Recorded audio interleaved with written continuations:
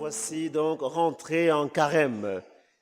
J'espère que vous étiez tous présents le jour du départ, car je dois le reconnaître, en réalisant un petit sondage auprès des garçons, je me suis rendu compte que certains étaient déjà partis, tout près qu'ils étaient sur leur starting block le jour des cendres.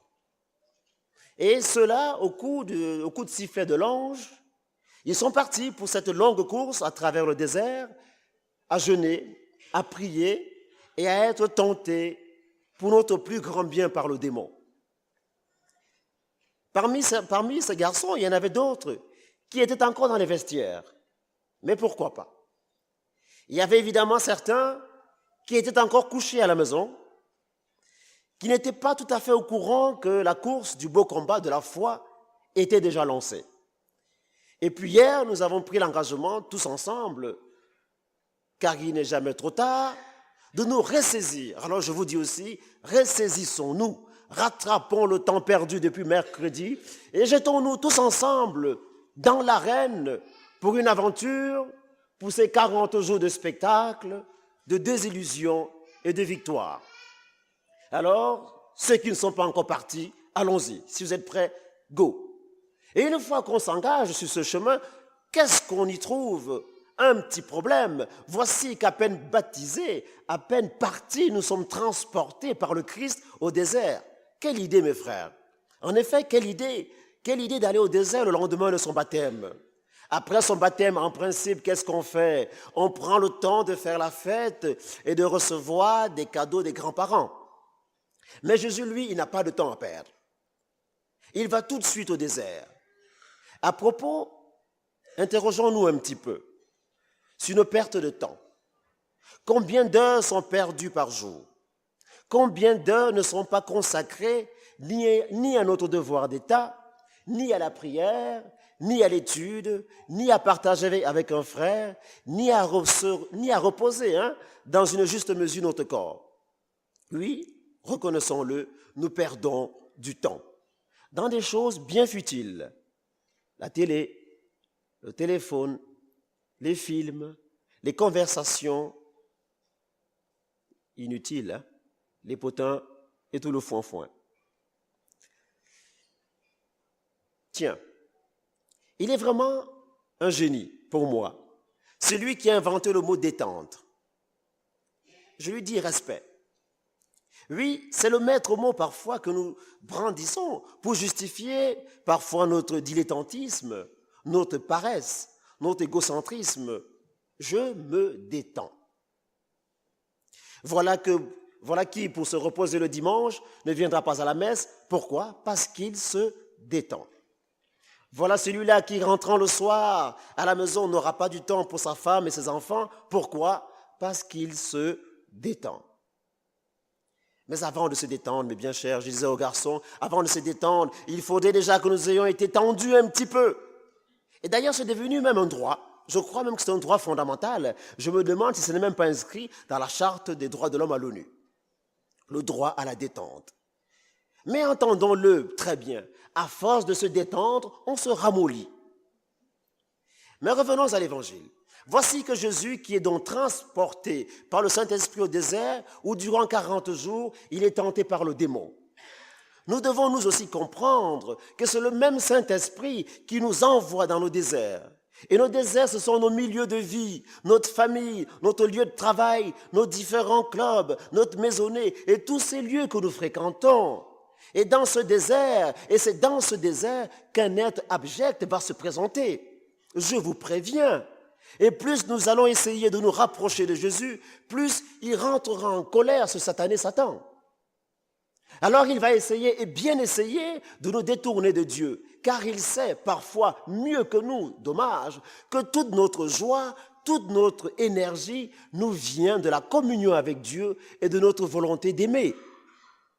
Et quand nous perdons, et quand vous perdez cette joie, quand vous perdez ce peps, avant de vous demander d'abord, avant de chercher à vous demander, à vous détendre, avant de chercher à vous détendre, demandez-vous si vous n'avez pas abandonné la prière.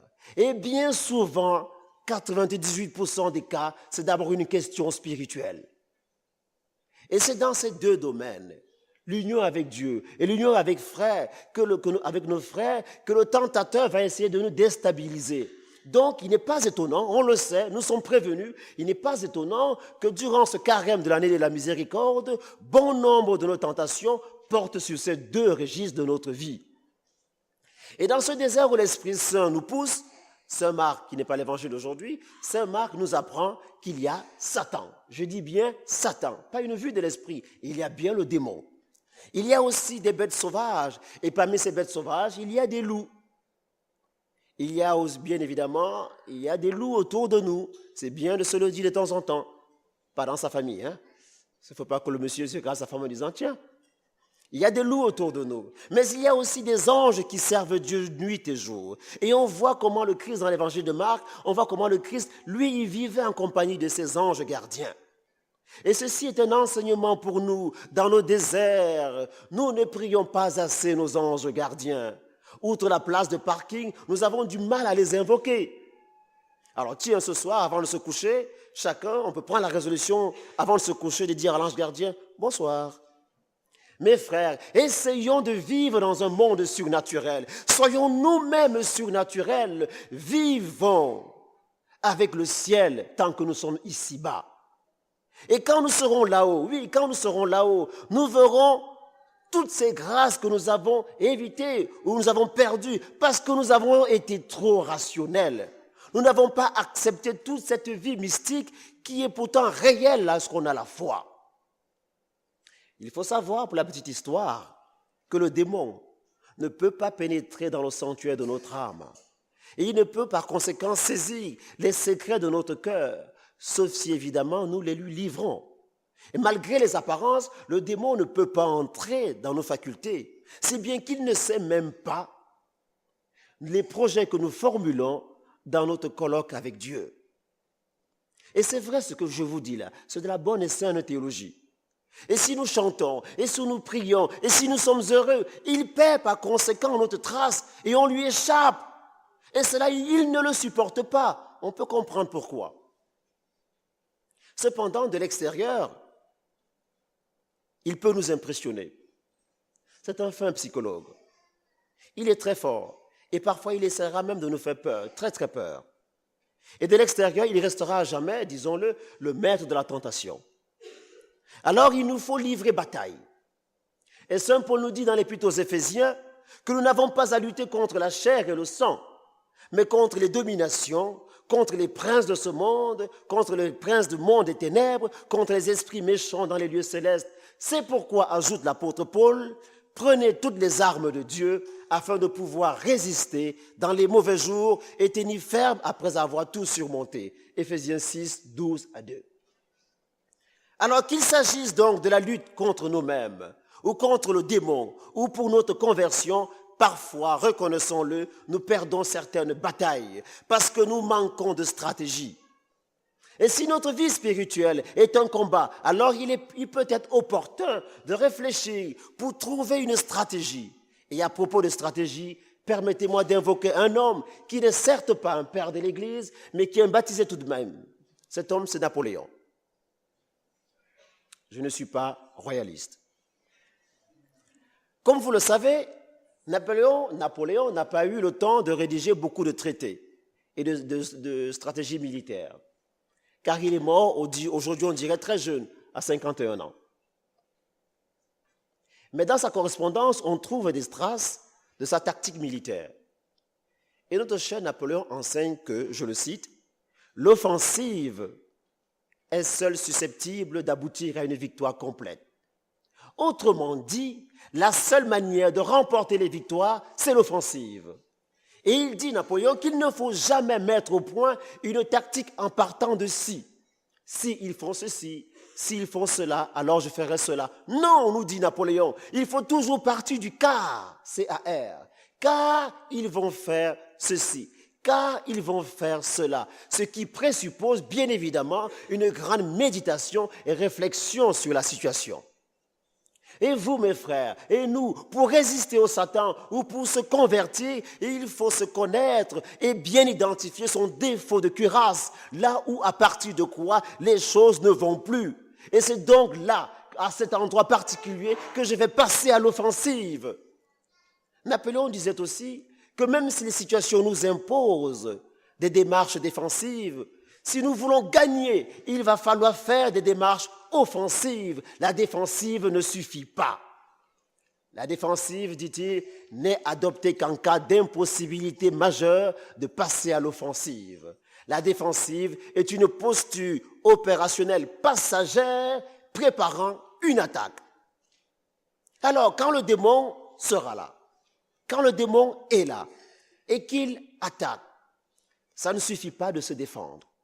Il faut avancer, il faut attaquer, il faut le prendre de court. Écoutons pour une dernière fois un conseil encore de Napoléon. La victoire dans une bataille s'obtient par l'exploitation d'un événement. Cet événement, c'est la rupture du centre de gravité par lequel repose le dispositif adverse. Si l'événement ne se produit pas, dit Napoléon par lui-même, par une erreur de l'adversaire, il faut le créer. Alors pour avancer, il faut accepter que nous ne pouvons pas avancer sur tous les fronts. Eh bien, je vous propose une petite technique qui va créer l'événement déstabilisateur pour l'adversaire. Et partant de cet événement, nous le vaincrons. Il faut être très pratique de nos jours, car depuis des années, à tous les carèmes, on entend qu'il faut se convertir et on se retrouve au carême suivant dans l'état du carême précédent. Alors, il y en a marre. Et le changement que nous crûmes, maintenant, ne fut jamais. Alors, changeons de méthode. Je vous propose donc de choisir pour cela une petite devise. C'est important, ça met un peu d'idéal dans le cœur. Choisissez une belle devise, une belle parole d'évangile. Mais attention là, pas de blague. Choisissez bien. Choisissez celle qu'il vous faut, celle qui va vous permettre d'essayer à avancer, de vivre. Moi, quand je suis devenu prêtre, j'ai choisi cette devise. C'est ta face, Seigneur, que je cherche, ne me cache pas ta face. Parfois, je me dis que j'aurais dû choisir quelque chose de beaucoup plus simple et de moins ambitieux. J'ai soif. Mais je suis content que le Saint-Esprit m'ait inspiré celle-là. Et je connais quelqu'un qui a choisi un jour, vous m'appelez Maître Seigneur, et vous avez raison, car vraiment je le suis. Vous pouvez vous aussi choisir par exemple, soyez toujours joyeux. Mais attention, c'est difficile. Surtout, je vous en supplie, surtout mes frères, ne choisissez pas, venez à l'écart et reposez-vous un peu. Ne faites pas cela. Prenez une devise qui dilate quand même votre cœur et qui vous pousse à aller de l'avant. Avec cette phrase, avec cette devise que vous trouverez, vous attaquerez certes sur un seul front, mais vous attaquerez tout de même. Napoléon disait encore, la défensive est basée sur des séries d'attaques limitées. Comme devise, vous pourrez aussi prendre, ne jugez pas et vous ne serez pas jugés. À ce sujet, que cela soit clair, mes frères, Jésus ne juge pas et il nous avertit que nous serons jugés, nous, sévèrement, de la manière dont nous jugeons aussi. Et la mesure qui nous a servi à mesurer les autres servira aussi pour nous. Voilà pourquoi qui veut la miséricorde plus tard doit la pratiquer ici, un cœur tout ouvert. Parce qu'il dit, Seigneur, tu as vu, mon cœur est ouvert. Demain, tu diras, Seigneur, j'ai ouvert mon cœur, ouvre aussi le tien. Voilà, mes frères, c'est dit. Tu es donc fou, toi qui juges ton frère, toi qui le limites aux apparences et enfermes ton frère dans les apparences. Tu es fou. Jésus, lui, ne regarde jamais un être à travers ses limites. Non, il le regarde toujours dans un devenir. Dieu regarde toujours la potentialité de l'être humain. Dieu valorise sans cesse l'être humain. Et Jésus loue dans l'évangile, on le voit, Jésus choisit souvent dans l'évangile des hommes pauvres et pécheurs. Parce que ces hommes, qu'ils aient volé ou tué, Jésus ne s'arrête pas aux actes posés. Mais il regarde au cœur, à la dignité de la personne. Et cela devrait nous rassurer. Car vous comme moi, vous avez vous aussi, admettons-le, posé dans vos vies des actes médiocres et parfois mauvais. Et Jésus ne s'est pas arrêté là. Sinon, nous ne serions pas là, ici, aujourd'hui, actuellement. Il va plus loin. Il regarde dans les profondeurs de notre cœur.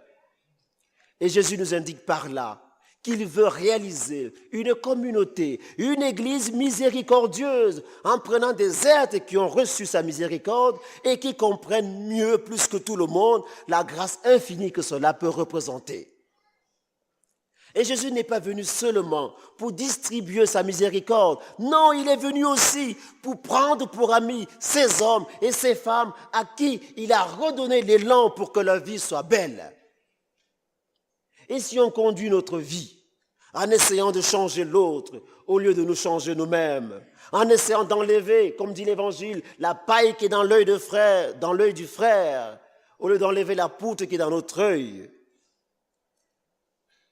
Mes frères, si nous vivons ainsi, nous perdons déjà, croyez-moi, 75% de notre temps et de notre énergie. Le saint Mahatma Gandhi, oui, disons-le, le saint Gandhi disait « Devenons le changement que nous souhaitons voir dans les autres. » Et pour être plus précis, deviens le changement que tu souhaites voir dans ton frère, dans ta sœur, dans ton époux, dans ton épouse. C'est le carême, on peut le faire. Et c'est ainsi que l'Église, dans ses premiers temps, a été infiniment miséricordieuse. Elle s'est probablement abîmée par la suite avec des gens comme nous. Oui, là je parle de gens comme nous, prêtres, qui ne vivons pas assez de la vérité de l'amour. Mes frères, le grand danger, c'est que l'Église devienne le lieu d'une couche sociale. Et notre catholicisme français court ce danger. C'est-à-dire qu'il n'y a plus que des gens bien qui sont dans l'Église. On n'a jamais vu cela dans l'histoire de l'Église. Jadis, il y avait tout le monde, mais les choses ont un peu changé. Dieu n'a pas voulu les choses ainsi. Et comme dit la parole, au commencement, il n'en était pas ainsi. Nous devons donc lutter pour que l'Église devienne le refuge des pécheurs. C'est ça le but de l'Église. Et pour que les pécheurs se sentent bien, non pas renforcés dans le péché, mais vivant de la miséricorde, il faut que nous allions vers tous les hommes en se considérant pire qu'eux, parce que c'est vrai. Nous sommes tous pécheurs, mes frères, tous abîmés par notre égoïsme et notre psychologie blessée. Et c'est seulement quand nous comprenons cela que nous pouvons comprendre ce frère ou cette sœur qui a mal agi, parce qu'au fond, il nous ressemble. Et comme dit l'Écriture, il est plein de bonne volonté, mais la chair est faible. Alors ne restons pas uniquement entre nous. Certes, nous avons besoin des amitiés, des liens particuliers les uns avec les autres, et on ne peut pas être équilibré s'il n'y a pas d'amitié préférentielle. Jésus lui-même, il avait Jean, il avait Lazare, il avait Marie-Madeleine. Ils ont sûrement passé de bons moments ensemble, mais il s'est tout de même donné à tout le monde. Il n'a repoussé personne. Alors, mes frères, essayons de vivre, nous aussi, dans ce beau climat d'amour, parce qu'il y en a marre d'écouter l'Évangile depuis 2000 ans et de rester toujours là aux mêmes idées, des idées trop humaines, trop petites, trop mesquines, dépendant de nos cultures, de nos sociétés, de notre histoire et de nos petites idées. Nous avons reçu un trésor incroyable, mes frères, dans le Saint-Évangile, et c'est à nous de prendre ce trésor et de le flanquer dans le cœur des hommes, notamment par la puissance de l'amour, qui exclut tout jugement, tout regard négatif sur qui que ce soit. Amen.